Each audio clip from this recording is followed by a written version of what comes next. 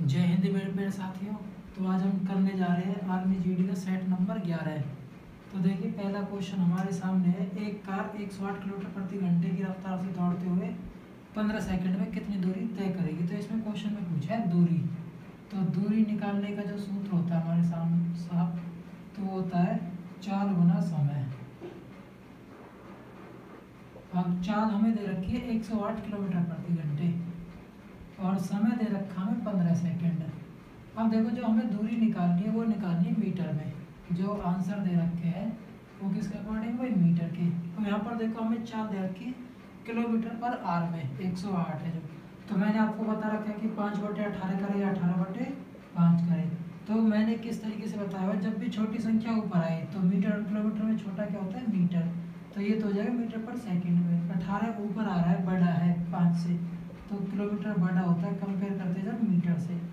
तो किलोमीटर प्रति आवर में बदलने के लिए 18/5। अब हमें निकालना किस में, मीटर में। तो छोटी संख्या में निकालनी है, तो छोटी संख्या क्या हमारे पास 5/18। तो हम गुना कर देंगे कितने से, 5/18 से। 18 से कट गया ये 6 बार पर, 6 पंजे 30, 30 के और 15 की जब हम गुना करते हैं तो कितनी दूरी तय आ जाएगी हमारे पास, 450 मीटर। ठीक है, तो इस तरीके से हम इस क्वेश्चन का आंसर निकाल देंगे। आइए स्टार्ट करते हैं हम सेकंड क्वेश्चन। सेकंड क्वेश्चन कह रहा है यदि किसी धनराशि का 8% से मिलने वाला जो ब्याज है। अब देखो मैं मूलधन मान लेता हूँ भाई, हमारे पास मूलधन है जो, वो क्या है, x है। तो जो ब्याज होगा साधारण ब्याज, वो क्या है, उस राशि का आधा है। अगर मूलधन x है तो साधारण ब्याज कितना हो जाएगा भाई, x/2। अब मैं साधारण ब्याज का सूत्र लगा देता हूँ भाई, साधारण ब्याज तो हो गया x/2। मूलधन कितना है, x गुना में दर कितनी दे रखी है, 8%। समय दे रखा है 6 वर्ष, बटे में क्या हो गया 100। x से ये x कैंसिल आउट हो गया। अब हम देखो अगर इसको हम सॉल्व भी करते हैं भाई, इधर तो आ गया 48/100 और सिंप्लीफाई कर लेते हैं, 4 से कट गया 12, ये कट गया 25।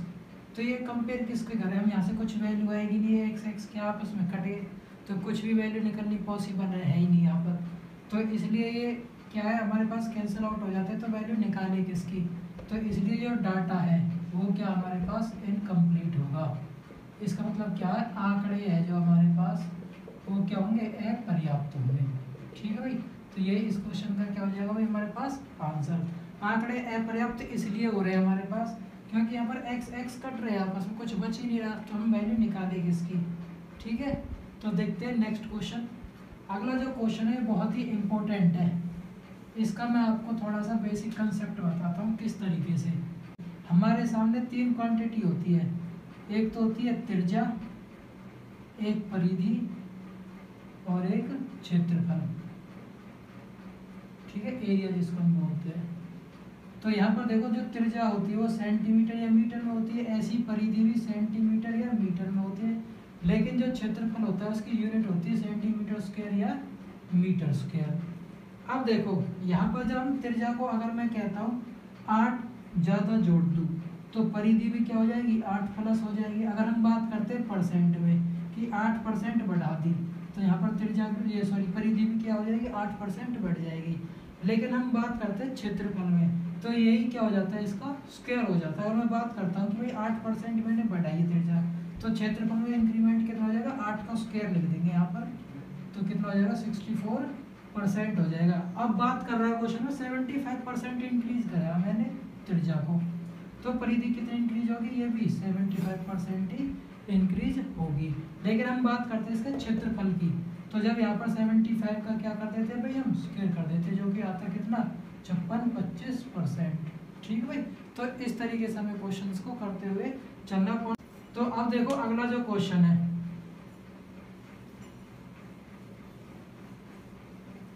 हमें दिया हुआ है कि साइन थीटा बटे में कॉस थीटा, वो दे रखा है 1, और साइन बटे कॉस जो किसके बराबर होता है, टेन थीटा के बराबर होता है। ये हमें दे रखा है कितना भाई, 1। तो थीटा टेन में कब वैल्यू 1 देता है, जब वैल्यू कितनी हो भाई, 45 डिग्री हो। तो इस तरीके से हम क्वेश्चन को करेंगे। अगला जो क्वेश्चन है वो कह रहा है एक गोलार्ध के वक्र पृष्ठ का क्षेत्रफल क्या होता है। तो गोलार्ध का जो वक्र पृष्ठ क्षेत्रफल होता है, वक्र पृष्ठ क्षेत्रफल जिसको हम बोलते हैं कर्व सरफेस एरिया, वो कितने के बराबर होता है, 2πr²। गोलार्ध का मतलब है यहाँ पर हेमिस्फीयर। ठीक है भाई। अगला क्वेश्चन देखो, 12:30 का तृतीयानुपात और 9:25 का मध्यानुपात, इनके मानों का अनुपात निकालना क्या होगा।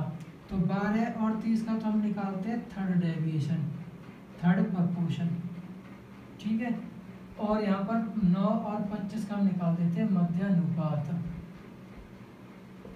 तो देखिए 12 गुना के 30, सॉरी, तो थर्ड प्रपोर्शन निकालने का फॉर्मूला होता है b² / a। तो 30 गुना के 30 और बटे में लिख देंगे कितना भाई a। 6 से कट गया 2 बार, 6 से कट गया 5 बार और 2 से कट गया 15। तो ये वैल्यू आ गई कितनी भाई 75। मध्यानुपात निकालने का सूत्र होता है a गुना b, अंडर रूट में 9 गुना के 25। 9 कितने का अंडर रूट होता है 3 का, 25 होता है 5 का, तो 3 5 कितना होगा भाई 15। इन दोनों का हम अनुपात निकालते तो ये वैल्यू 75 है और ये वैल्यू 15 है। तो 15 कम 15, 15 5 75। तो जो अनुपात का मान निकल के आया वो आया 5:1। अब देखते हैं नेक्स्ट क्वेश्चन। 36 आदमी एक काम को 25 घंटों में करते हैं, तो 15 आदमी कितने दिनों में, सॉरी कितने घंटों में उस काम को करेंगे। तो देखो हमारे पास MDH का फॉर्मूला होता है। तो यहाँ पर सेकेंड कंडीशन, तो यहाँ पे मैन शुरू में कितने दे रखे हमें 36, दिन हमें दे नहीं रखे, घंटों की संख्या दे रखी RH की, ये हो गया 25 बराबर। सेकेंड कंडीशन में कितना भाई 15 आदमी, यहाँ पर H2 की वैल्यू निकालनी, तो H2 बराबर कितना हो जाएगा, ये संख्या गुना में इधर आके भाग में चली जाएगी, ऊपर बचेगा 36 और ये 25। 5 से कट गया 5 बार, ये 3 बार, और 3 से कट गए 12 बार।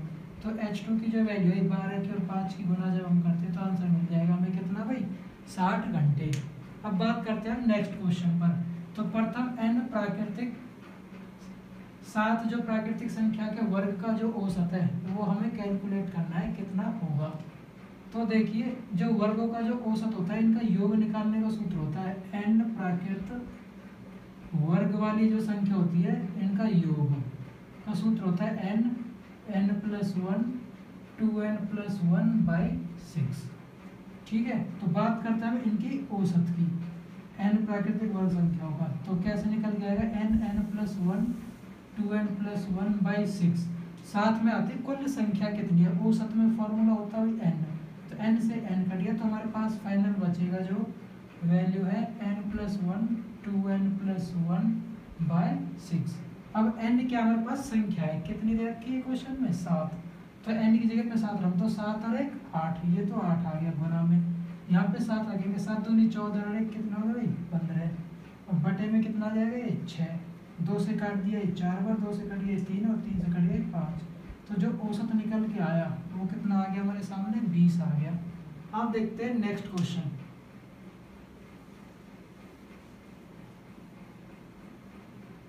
हमें दिया हुआ है 343 343। अब यहाँ पर क्या है 343 को अगर मैं a मान लूँ और 113 को मैं क्या मान लेता हूँ भाई b। अब इसको मैं थोड़ा खोल के लिखूँ तो ये हमें दिया हुआ है a की 3 प्लस में b की 3 और a² प्लस के ab प्लस में b²। जब a की 3 माइनस b की 3 का हम फॉर्मूला खोलते हैं तो हमें फॉर्मूला खुल के मिलता है a minus B a² plus के ab प्लस में b², और नीचे हमें दे रखा है a² प्लस के ab प्लस में b²। अब देखो ये आइडेंटिटी, ये और ये वैल्यू जो सेम है तो ये आपस में कैंसिल आउट होगी। तो फाइनल जो हमारे पास वेरिएबल बचेगा वो बचेगा a माइनस बी। अब a मैंने क्या मान रखा है 343, इसमें से माइनस कर देंगे b की वैल्यू। b की वैल्यू क्या है 113, तो वैल्यू आ जाएगी हमारे पास 0, ये 3 और ये 2। तो ये हमारा इस क्वेश्चन का क्या होगा आंसर होगा। बजाय इसको आप कैलकुलेट करोगे 343 को, फिर 343 3 बार गुना करेंगे, फिर ये गुना करेंगे तो बहुत लंबी कैलकुलेशन होगी। बस हमें ये कंसेप्ट समझना है। यहाँ से हमारे पास एक रेशो निकल के आई, एक वैल्यू a माइनस बी। अगर यहाँ पर प्लस होता तो ये वैल्यू आपको यहाँ पर माइनस देता, तब वैल्यू क्या बचती है यहाँ पर, ये माइनस से माइनस कट जाते हैं, प्लस बचा, तो जब यहाँ पर हम ऐड कर देते। ठीक है, तो ये ध्यान रखना। अगला क्वेश्चन है जो हमारे सामने वो दे रखा है 680 621 में हम क्या जोड़े छोटी छोटी संख्या जिससे कि पूर्ण वर्ग। तो हम देखो वर्गमूल विधि इसमें अपनाते हैं, तो हम क्या करते हैं इसमें जोड़ा बनाते हैं पीछे से 2 2 का।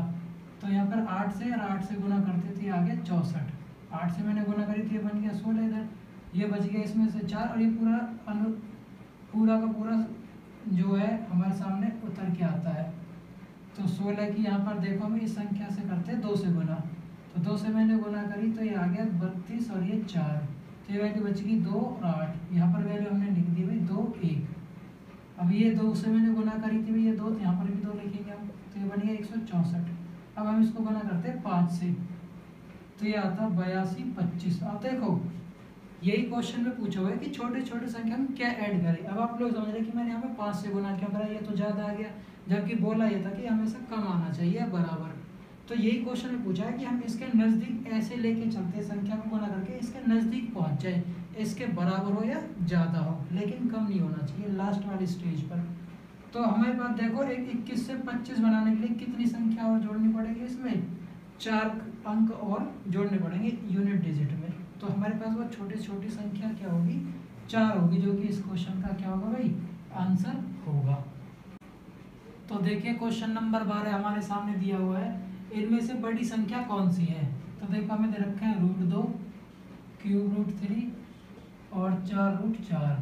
तो देखो हम रूट की जो वैल्यू होती है वो होती है 1/2, तो 2 के ऊपर चढ़ा देते हैं 1/2। इस 3 की घात कितनी है 1/3, और 4 की कितनी है भाई 1/4। ठीक है, ये हमारे पास इस तरीके से होता है, अगर a है और यहाँ पर शक्ति m चढ़ रही है तो a की पावर 1/m इसको लिखा जाता है। तो ये मैंने लिखा है। अब आप लोग सोच रहे हैं भाई ये 2 कहाँ से आ गए, यहाँ तो 2 लिखा हुआ है। इस रूट का मतलब क्या होता है भाई, हम वर्गमूल निकालते हैं तो वर्ग पे ऊपर चढ़ा दे ना सकती है 2, तो वहाँ पर तो लिखी होती नहीं, तो ऐसे यहाँ पर है, यहाँ पर 3 है तो ये 3 आ गया, ये 4 है तो 4। अब देखो इनकी शक्ति सबकी क्या है अलग अलग, तो सबको हम बराबर करने के लिए हम क्या कर देते हैं, इनका एलसीएम ले लेते हैं। एलसीएम किसका लेंगे, 2 का 3 का 4 का। 2 का 3 का 4 का जो एलसीएम होगा वो होगा हमारे सामने 12।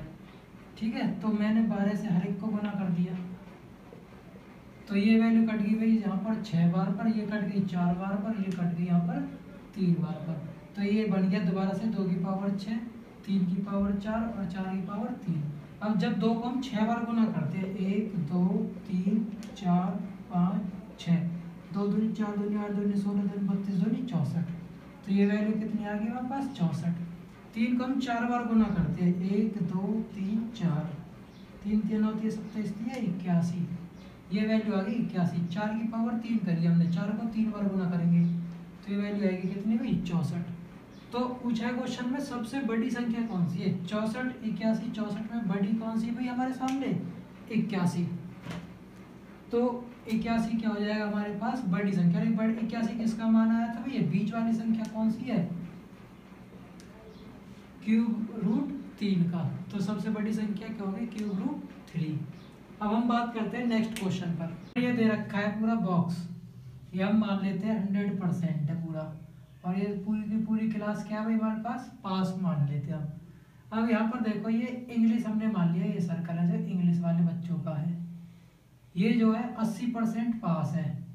ये दूसरा सर्कल है, ये हमने मान लिया भाई ये मैथ वाले बच्चे हैं, इसमें 85% पास है।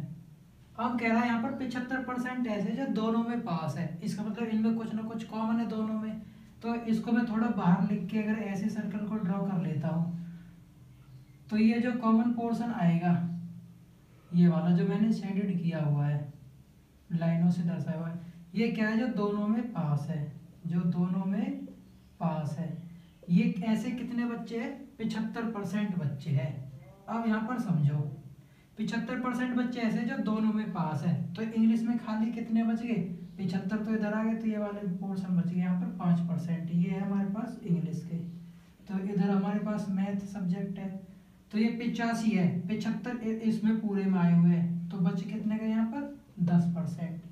अब देखो टोटल जो 5 बच्चे हुए वो कितने हमारे पास 75% तो दोनों में है, 5 अकेले इंग्लिश में और 10 अकेले मैथ में। तो 75 और 5 कितने हो गए भाई 80, 80 और 10 90, तो 90% छात्र जो पास है मैथ इंग्लिश में। ठीक है भाई, तो इसका मतलब फेल बच्चे कितने हमारे पास, टोटल 100% हमने मान के चल रहे हैं, तो 90% अब पास है, तो 10% बच्चे क्या हो गए यहाँ पर फेल हो गए। अब इन फेल के जो छात्र है जो इनकी हमें संख्या दी हुई है कितनी भाई 40, तो 10% की वैल्यू बराबर 40, तो 1% की वैल्यू कितनी हो जाएगी 40/10, 10 से 40 कट गया 4 बार पर। तो हमें पूछा है कुल छात्र कितने, तो कुल छात्र कितने 100%, तो 100% की वैल्यू कितनी आ जाएगी, 4 गुना के 100 बराबर टोटल छात्र हो जाएंगे हमारे पास कितने भाई, 400। अब देखते हैं नेक्स्ट क्वेश्चन।